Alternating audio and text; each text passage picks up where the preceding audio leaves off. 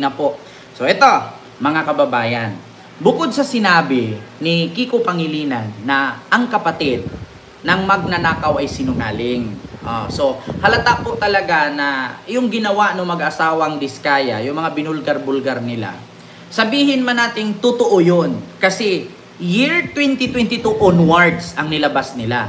Pero bakit hindi nilabas ng mag-asawang Diskaya ang 2016 onwards?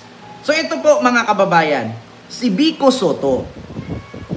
Anong sabi ni Vico Sotto? Ito po mga kababayan, sabi ni Vico Sotto, at mismo si Vico Sotto ngayon, mga kababayan, ay nasa Senado, no? Nandun sa hearing. So ngayon mga kababayan, ito po ang sabi ni Vico Sotto, huwag magpauto sa mga Diskaya. Huwag magpalinlang sa mga Diskaya. So ito po mga kababayan, ipapanood ko sa inyo at tatalakayin natin. Ito yung sabi ni Vico Sotto. Mismong si Vico Sotto mga kababayan, nagpaalala na. Kung anuman ang mga sinasabi ng mga Diskaya, kung anuman ang kanilang inaano, wag po kayong maniwala. So ito po mga kababayan, according dito sa Abante News, mga kababayan, Abante News Online. Ayan, so dumalo po kasi si Vico Sotto ngayon, mga kababayan, sa Senado. So ito po ang sabi niya.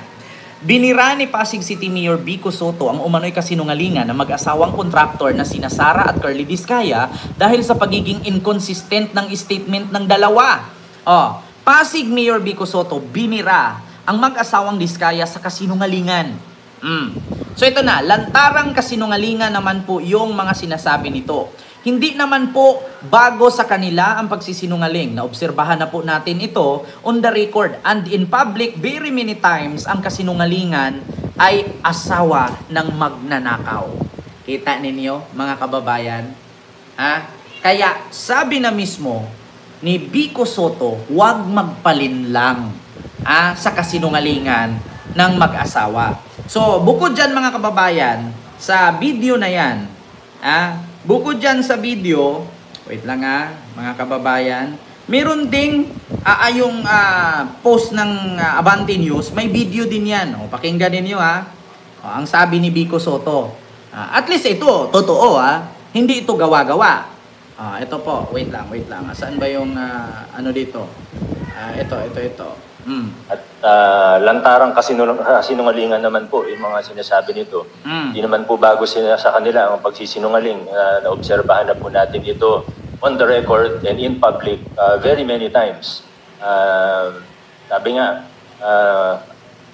dito sa kaso na ito, ang sinungaling ay asawa ng magnanakaw. Kaya ito po talaga yung nakikita natin. I would like to be more direct.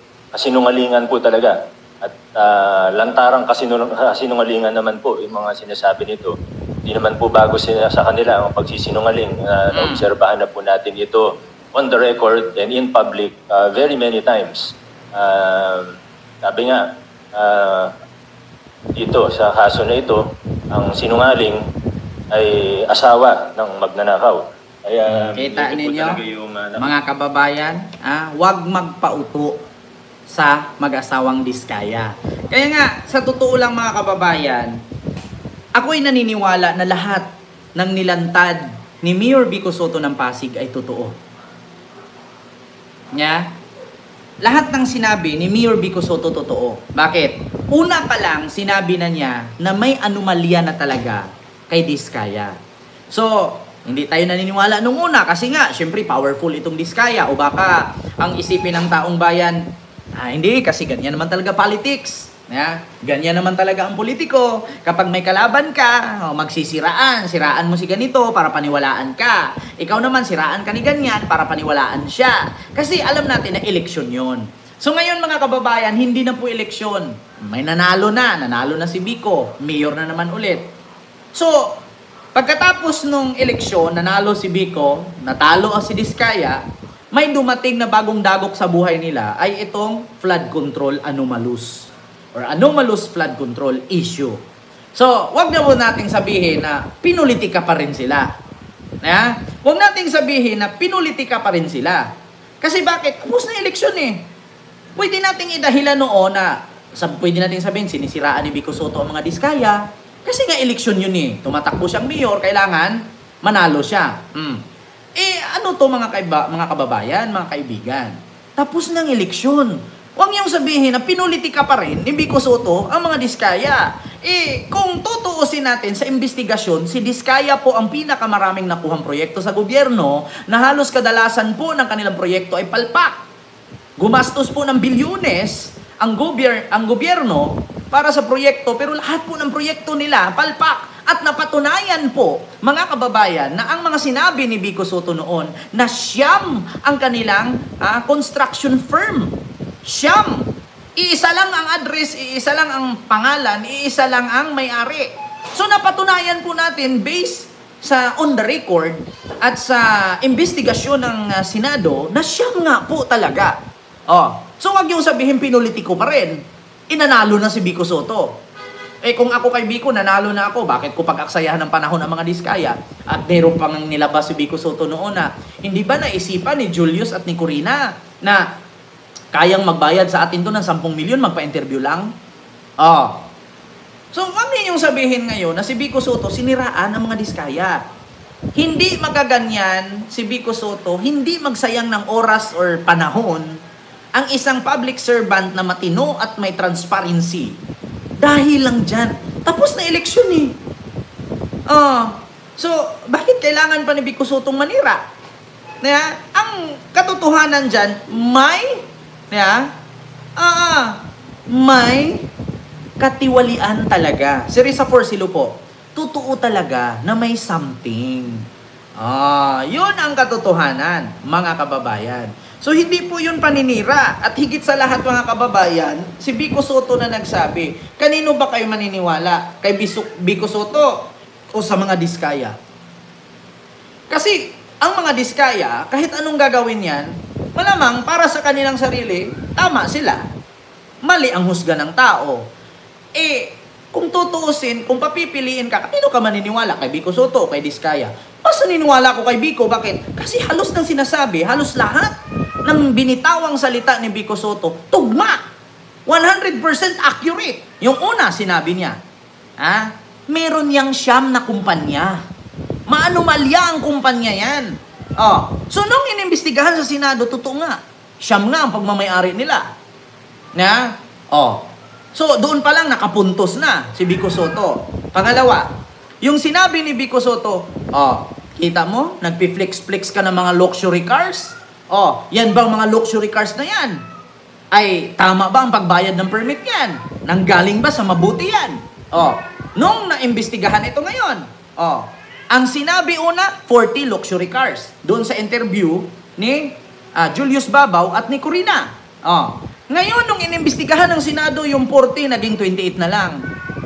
So, nasaan yung iba? Doon pa lang, nakadalawang puntos na si Vico. Nako, sabi ko sa inyo mga kababayan, kakaiba talaga. Diba? Kaya, sabi nga ni Vico Soto, nung umaten, lalo, alam niyo sa totoo lang, nanginginig ang mga Diskaya nung napanood ko kanina, kaharap nila Vico Soto. Nanginginig. Sabi ni Vico, ito yung panahon siguro na lubos-lubusin na natin. Kasi bakit? Andito na yung andito na yung presidente na gusto ng transparency.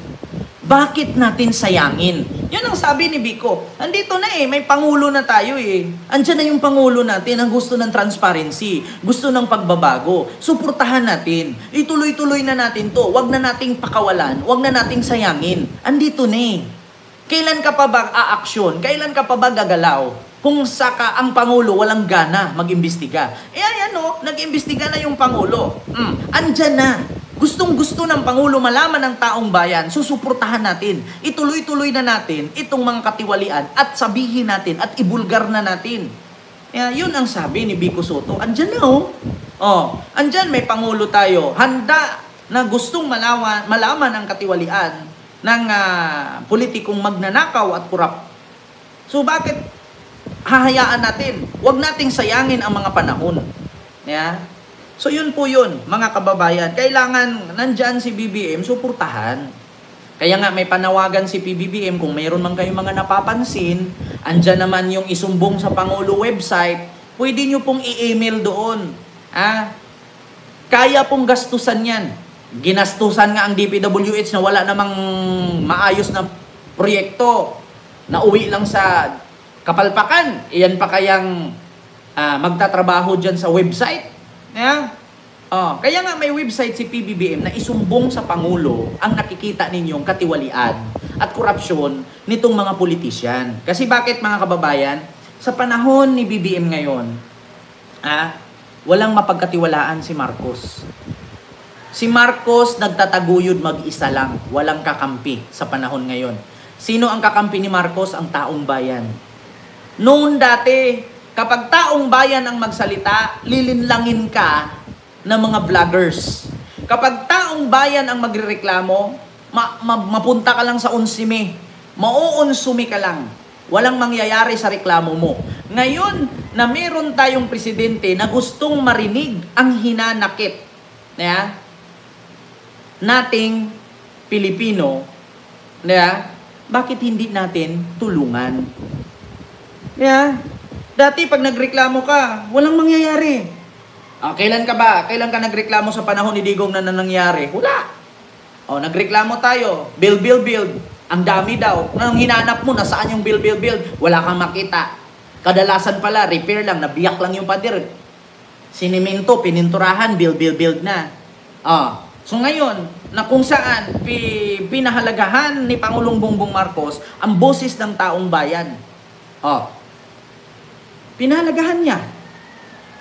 Di ba? So, lubos-lubosin na natin. Andyan yung tao, andyan yung Pangulo, andyan yung Presidente na gusto ng transparency. Wait lang po mga kababayan.